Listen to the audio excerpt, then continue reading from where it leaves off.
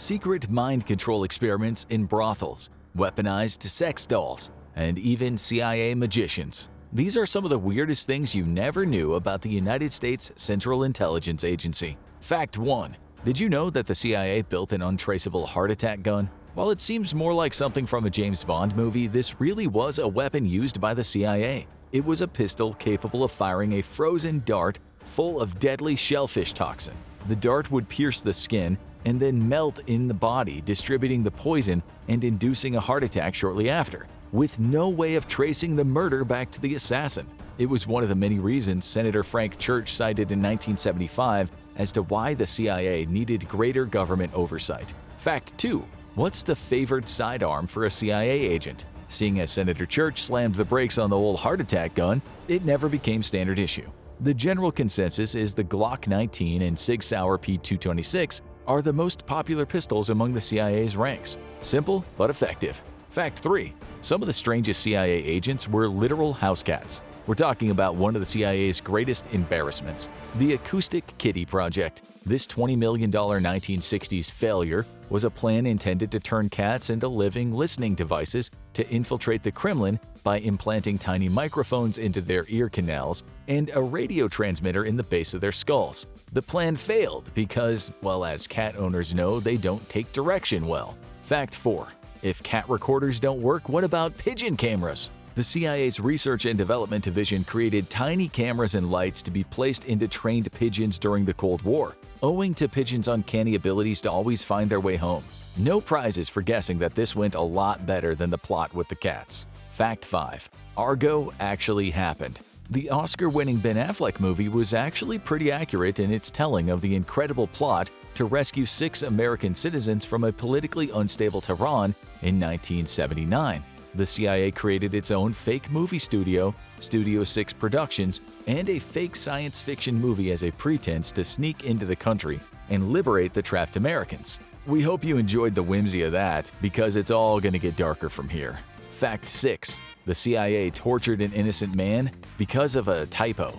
Back in 2003, Khalid al-Masri was arrested in Macedonia and then given to the CIA on the suspicion that he was involved in the 9/11 terrorist attacks. He endured a living hell in 2 different brutal CIA detention sites where he was beaten, tortured over the course of several months. Why?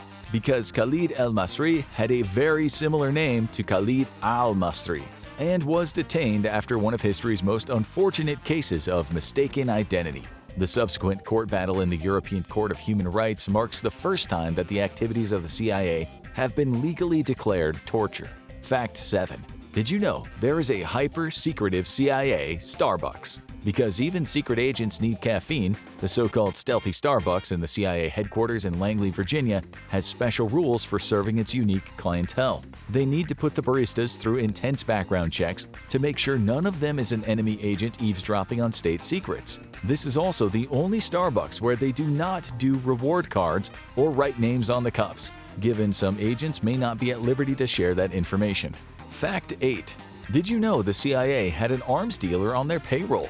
Edwin Wilson was arrested in 1983 for selling 20 tons of plastic explosives to Libya in what was at the time the biggest illegal weapons deal in recorded history. Wilson had retired from the CIA officially in 1971, and when the deal came to light, the CIA washed its hands of him. However, Edwin worked tirelessly to reveal that he'd still been working as a contractor, obtaining information and running front businesses for the intelligence agency during the time he was arrested. While he was never directly asked to make a deal with Libya, it may have still fallen under the purview of information-gathering activities. He was released in prison in 2003 in light of this and was quoted saying, "I was doing it for them. If they hadn't walked away from me, I wouldn't have ever been convicted." Fact 9. Did you know the CIA made edits to Zero Dark 30? A declassified memo shows the agency had influence over the 2012 biopic about the hunt for Osama bin Laden. They wanted to make sure they were presented in a positive light by demanding changes such as making the protagonist an observer rather than a participant in a waterboarding scene, removing a scene where vicious dogs are used to interrogate a prisoner, and also excising a scene where agents party with AK-47s on a rooftop. Fact 10. The CIA also cut references to torture in Meet the Parents. In this forgettable franchise-spawning 2000s comedy, Ben Stiller finds out his future father-in-law, played by Robert De Niro, is a hard-ass ex-CIA special agent. In the original draft of the movie, this is discovered when Stiller's character finds a torture manual in De Niro's personal effects. The CIA made them cut this from the movie and instead replaced it with Stiller finding a series of pictures showing De Niro with several famous politicians. Shame. The CIA could have earned some positive PR just by cutting the entire movie. Fact 11. It isn't just movies. The CIA has been caught editing Wikipedia. In what might have been a violation of the website's conflict of interest rules, CIA computers were found to have been making alterations to articles about the Iraq War, Guantanamo Bay, and the profiles of former agents, among other diverse topics. Some of the most concerning edits have involved removing certain pictures from the Guantanamo article and muddying the waters of death statistics in previous conflicts in which they were involved. That's a little shady there, guys. Fact 12. They teamed up with people from Hasbro to make a demonic Bin Laden action figure. No, this isn't a rejected plotline from American Dad. It was part of a 2005-2006 PSYOP campaign known as Devil Eyes, where they worked with former Hasbro exec Donald Levine, one of the major architects of the G.I. Joe toy franchise, to make and distribute action figures of Osama bin Laden among South Asian youth, particularly in Afghanistan and Pakistan. But like all the best action figures, it came with a twist. Over time, the face of the action figure would peel away and reveal a demonic stare underneath, which the CIA hoped would make people change their minds about supporting al-Qaeda. Opinions are split on whether more than 3 prototypes were ever made, but we can probably all agree that a demonic action figure likely would not have brought a powerful terrorist group to its knees. Sorry, Mr. Levine. Fact 13. The CIA bribed some Afghan tribal chiefs with Viagra. In Taliban-controlled Afghanistan, the CIA needs to be careful with its choice of confidential informants, and even more careful about how they pay them. Monetary gifts often draw too much attention from the Taliban, and gifts of weapons often end up in the wrong hands. That's why the CIA has gotten more creative with the gifts they give to many warlords and tribal elders who give them a steady supply of information about the region. These have included toys, medicine, clothes, and yes, Viagra, which reignited the sex life of one older tribal patriarch. Good for him. Fact 14. The CIA tormented prisoners with Barney the Purple Dinosaur. In a process disturbingly described as torture light, Iraqi prisoners have been interrogated by the CIA by being locked in an enclosed room and being bombarded with a variety of songs at ear-splitting volumes, referred to by one prisoner as the disco. The playlist at this nightmarish disco includes, among others, Metallica's Enter Sandman, Queen's We Are the Champions, and I Love You by Barney the Purple Dinosaur. James Hetfield, Metallica's co-founder, didn't seem bothered by his music being used in torture. He said, "We've been punishing our parents, our wives, our loved ones with this music forever. Why should the Iraqis be any different?" We're still waiting on an official comment from Barney. Fact 15. The CIA tried to use the power of the mind to escape space-time. This consciousness-altering series of experiments was known as the Gateway Process, and it theorized in a highly simplified sense that certain kinds of audio stimulation could alter the mind. What kinds of effects would these alterations offer the CIA? Nothing much really, aside from gaining an intuitive knowledge of the universe and an ability to commune with extra-dimensional beings outside of space-time. Given the CIA doesn't, as far as we know, have agents like Glorbo the Immaculate from Dimension X on the payroll, this plan didn't bear much fruit. These days, it's just another form of viral hippie pseudoscience on TikTok. Fact 16. The CIA had the Dalai Lama on its payroll. This one was just a conspiracy theory for the longest time, until access to certain CIA intelligence bank accounts revealed that the CIA had been giving the Tibetan spiritual leader a generous $180,000 yearly stipend in the 1960s to help fan the flames of the Tibetan exodus and weaken China's potential for expansion during the Cold War. Maybe next we'll find out they really do have Glorbo the Immaculate. Fact 17. During the Cold War, the CIA and MI6 built a giant spy tunnel under Berlin. In one of the most ambitious espionage operations of all time, Operation Gold was an impressive sequel to Operation Silver in Vienna. The goal was to tap into Russian landline communications in Soviet-occupied Berlin by building a huge spy tunnel under the city, which took 8 months from its start date in 1954. But there's a twist. The Soviets knew about it the whole time. thanks to George Blake, a double agent in MI6. They kept their knowledge under wraps until 1956 to avoid exposing a valuable mole. Fact 18. The CIA figured out how to turn sex dolls into spy tools. During the 1970s, CIA spies in Moscow needed a quick distraction when they were being pursued by Soviet counterspies. One proposed idea was known as the Jack-in-the-Box, or the Jib, inspired by inflatable sex dolls. It would be a small device that upon the press of a button would essentially inflate a fake agent to momentarily confuse the pursuer. Get smart, eat your heart out. Fact 19. Time for a CIA versus Castro lightning round. There were over 600 unsuccessful attempts on the Cuban leader's life, and many of them were performed by the CIA. But don't worry, they had some very helpful advice from seasoned murderer professionals like mobsters Sam Giancarlo, Santos Traficant, and Carlos Marcello. They recommended that the CIA take out Castro with poisoned pills slipped into the ice cream of his favorite milkshake, because Sam, Santos, and Carlos seemed to be almost comically evil movie mobsters. Diabolical as it seemed, though, this attempt did not succeed in putting Castro out of commission. But none of the three mobsters would survive to the 2000s, so Castro had the last laugh. Fact 20. When poison ice cream failed, the CIA tried poison cigars. Some of Castro's favorite Cubans, the cigars, not the citizens, were spiked with botulinum toxin and delivered to an anonymous assassin in 1961, but it's unclear what happened after that, so it's very possible that a random innocent person or people ended up getting smoked by their smokes. Fact 21.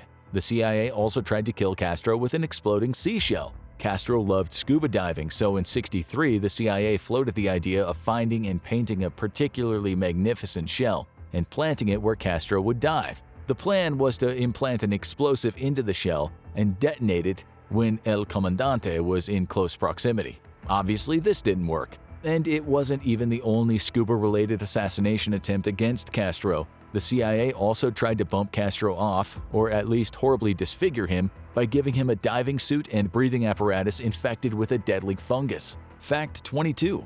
The CIA also tried to get one of Castro's lovers to kill him on their behalf. Marita Lorenz, who was involved with Castro in 1959, claims the CIA tried to make her a professional femme fatale, giving her some poisoned pills to sneak into Castro's drink. But the plan was another disaster. She stored the pills in a cold cream jar, rendering them unusable. Castro also figured out the plan and held Lorenz at gunpoint, saying, "You can't kill me. Nobody can kill me." Then they apparently made love, because that's just the kind of guy Castro was. Fact 23. When the CIA couldn't kill him, they settled for trying to make Castro look completely insane. When Castro was scheduled to give a speech to the Cuban people over the radio, the CIA hoped to dose him with LSD, which could cause severe hallucinations and make him give a bizarre and incoherent speech. This plan never came to fruition because the LSD compound they hoped to use proved to be too unstable. And believe us when we tell you, as you'll find out later in this video, this doesn't even break the top 20 most insane things the CIA has done with LSD. Fact 24. The CIA also tried to assassinate Castro's beard. In perhaps the greatest sign that the CIA was clutching at straws with some of these attempts, someone in the CIA Castro Assassination Brain Trust suggested dusting the man's shoes with thallium, a poison that would cause his iconic beard to fall out. Once again, the plan failed, and Castro took his mighty beard to the grave with him in 2016. Fact 25. The CIA may have gotten people killed with pizza. Specifically, we're talking about one of the most terrible code words of all time. Back in 2011, a group of CIA informants was rumbled by Hezbollah in Beirut after they used the code word pizza to describe a secret intelligence meeting at a Pizza Hut. While an anonymous U.S. official denies that the meeting happened in an actual Pizza Hut, retired CIA official Robert Baer was quoted as saying, "If they were genuine spies spying against Hezbollah, I don't think we'd ever see them again." Yikes. Fact 26. The CIA tried to weaponize a sex tape. We know that sex dolls were not out of the question for Cold War espionage, but both the CIA and the KGB wanted to use sex tapes as kompromat against extremely popular Indonesian president Sukarno. Some reports even allege that the CIA did this by using a performer in an incredibly realistic rubber Sukarno mask. This plot was a failure, however, and possibly for an extremely funny reason. Some reports indicate that Sukarno was strangely flattered by the sex tapes and asked the CIA and KGB to send him some copies. You can't blackmail a man who's immune to shame. Fact 27. The CIA was a patron of abstract art. During the early 1950s, the CIA pursued any angles of resistance against the Soviets that they could find, and one of these was promoting American ideals through art. To this end, the CIA helped fund gallery showings of abstract art from figures like Jackson Pollock and Willem de Kooning across the world. Their logic was that such art could never be produced under a communist state where free thought is suppressed, so by promoting this art, they were promoting the American ideal. We don't know if this actually achieved its intended purpose, but it's nice to know that at least some CIA money went to funding the arts rather than haphazard attempts to take on Cuba. Speaking of which, fact 28.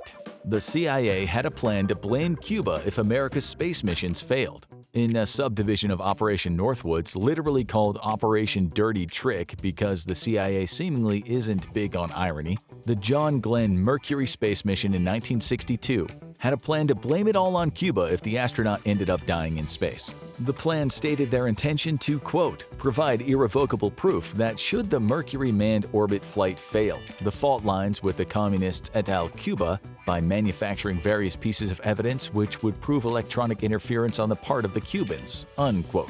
Thankfully, John Glenn returned to Earth safely, so this shockingly petty plan didn't see the light of day until decades later. Fact 29. The CIA faked a vampire attack in the Philippines. As part of their plan to crush the Huk Rebellion in the Philippines in the early 1950s, they brought in Psy-War expert and mythology enthusiast Edward Lansdale, who had a unique plan for clearing a particularly difficult Huk fort. He used his knowledge of a local myth to fake the attack of an Aswang, a frightening Filipino vampire, by puncturing the neck of a Huk rebel and bleeding him dry. It was a truly horrific method, but it was effective. The Huk fort was rattled and soon cleared when word spread of the potential Aswang attack, proving that the CIA can often come in clutch with the scariest idea you've ever heard. Fact 30. The CIA tried to create a weaponized weather machine. During the Vietnam War, Operation Sober Popeye was the CIA's plan to seed clouds and extend Vietnam's natural monsoon season to wage a weatherized war of attrition against their jungle commando enemies. But this plan was scuppered in 1978 when international courts declared the use of weather-manipulating devices in warfare as a war crime. Though in fairness, things being a war crime has never stopped the CIA before. They've been known to do some truly horrifying things to their own people, such as Fact 31. The CIA's horrifying mind control experiments. MK-Ultra. That's right, time for an MK-Ultra lightning round. This brainchild of chemist spymaster Sidney Gottlieb is one of the most infamous things the CIA has ever done. The experiments ran from 1953 to 1973 and primarily involved explorations into the interrogation and mind control applications of LSD, as well as MDMA, heroin, mescaline, barbiturates, meth, and magic mushrooms. And you'd be amazed at the level of mind-boggling insanity Sidney Gottlieb and his associates managed to fit into those 20 years of testing. Fact 32. The CIA hired Nazi war criminals from the Dachau concentration camp to help with MK-Ultra. Vivisectionists and war criminals who worked for both the Nazis and Japan's infamous Unit 731 were brought to Fort Detrick in Maryland to lecture CIA agents on their findings. The Dachau staff were of particular interest due to their experiments on concentration camp prisoners using mescaline, and some of the experiments conducted under the MK-Ultra banner were even modeled after Nazi methodology. Fact 33. There were allegedly CIA sites across the globe where these experiments were being conducted. There's evidence of MK-Ultra experiments being undertaken throughout Europe and Asia, where unwitting enemies of the state were subjected to extreme experimentation without the same legal entanglements the CIA would face experimenting on American soil. The purpose of these experiments was the destruction of the human ego through drugging, electroshock therapy, isolation, temperature control, and psychological torture. The purpose was to essentially render the mind a blank slate, where Gottlieb and his co-conspirators could build whatever they pleased. Fact 34. Some nightmarish experiments unfolded in Canada under MK-Ultra.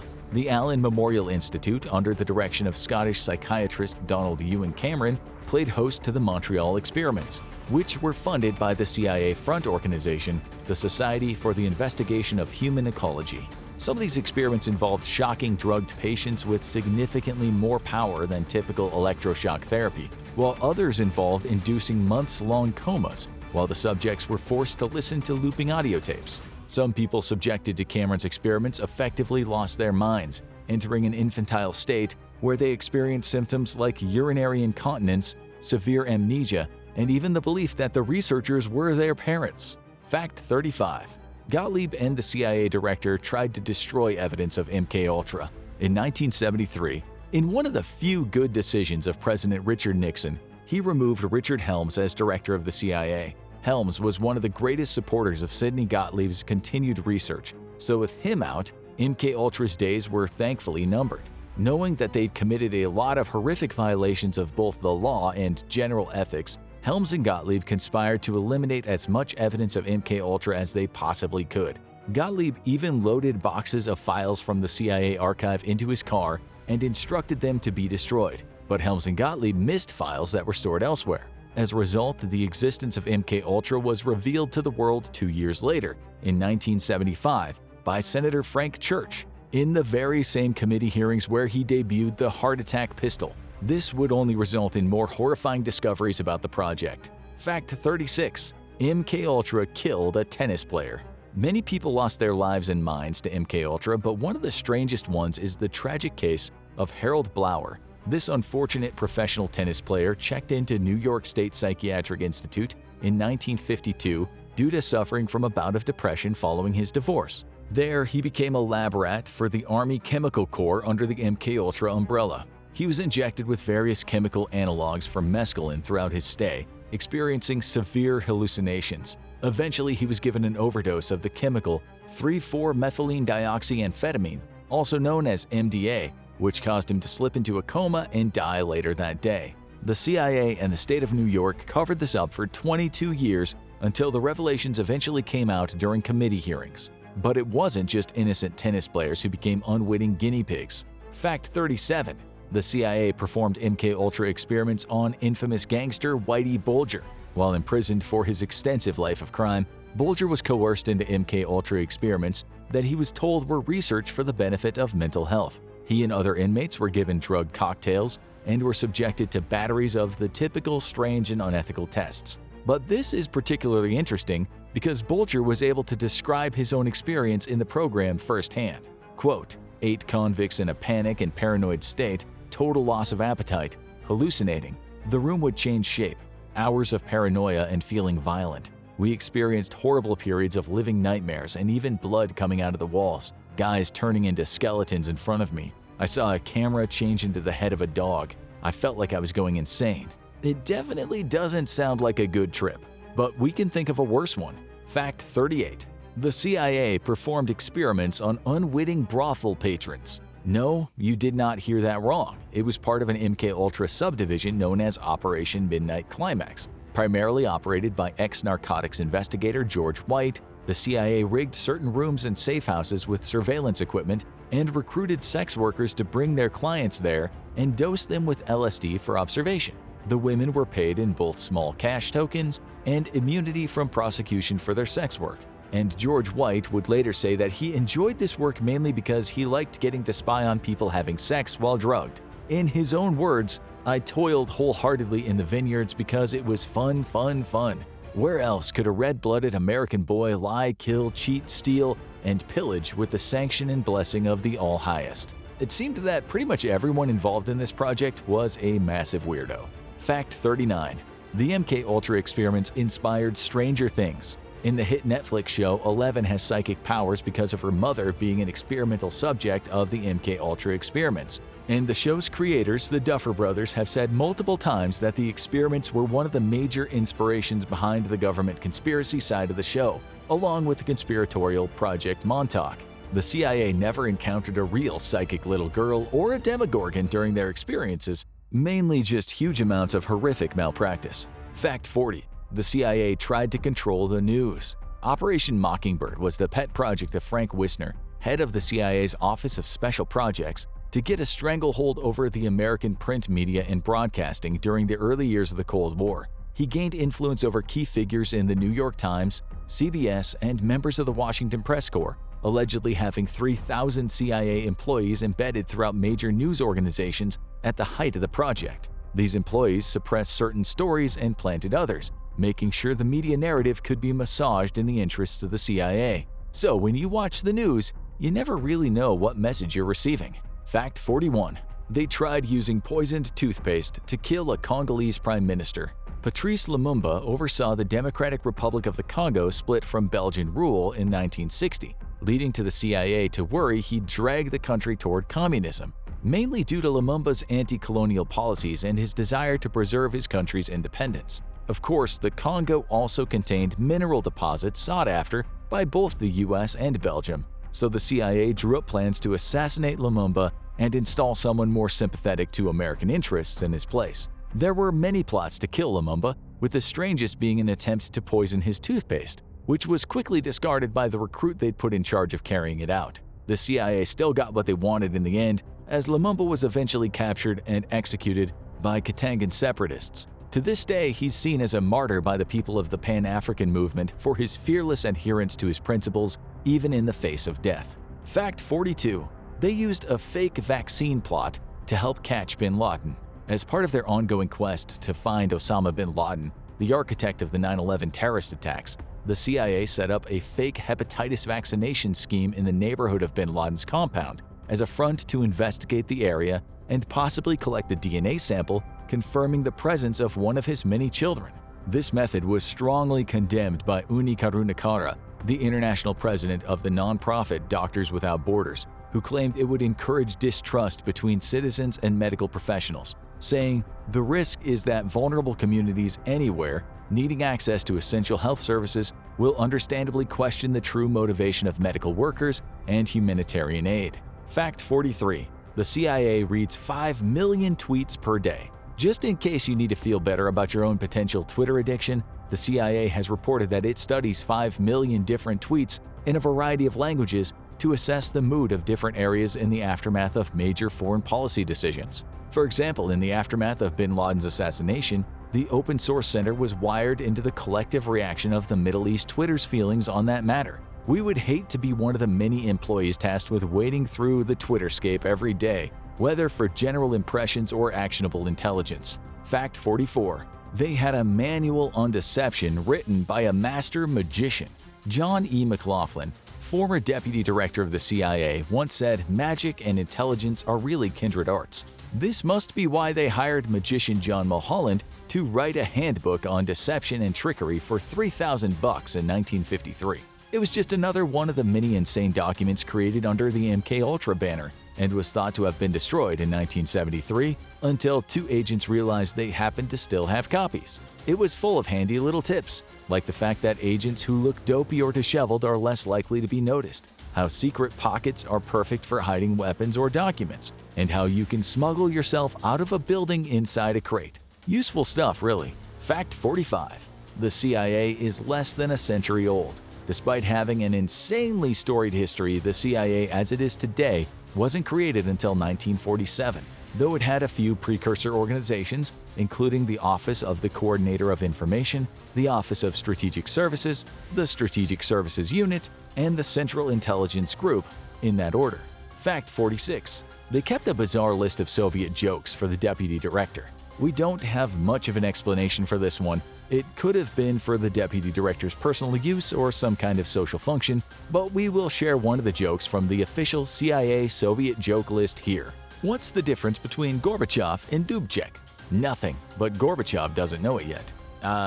We guess you had to be there. Fact 47. The CIA armed Islamic extremists in the Iran-Contra affair. It's probably the most famous CIA scandal of all time. The CIA facilitated the illegal sale of arms to Iran, which was subject to an arms embargo at the time.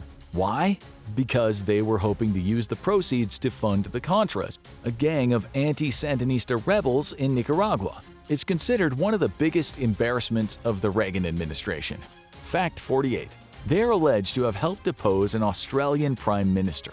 Gough Whitlam, an Australian Prime Minister from 1972 to 1975, made enemies of both MI6 and the CIA when he strove to make Australia a more independent nation from the British and the United States, even threatening to shut down a CIA base in Pine Gap.